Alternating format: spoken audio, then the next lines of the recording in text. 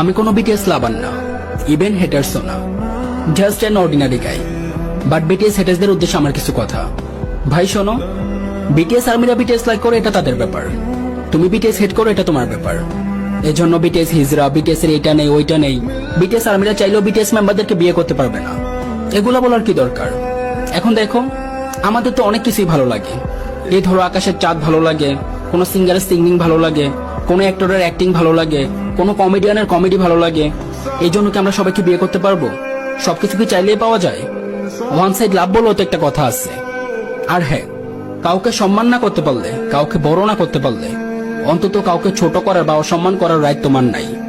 কাউকে ছোট করতে কোনো পার্সোনালিটি প্রয়োজন না হলেও কাউকে সম্মান করতে বা বড় করতে অনেক পার্সোনালিটি, মন মানসিকতার প্রয়োজন।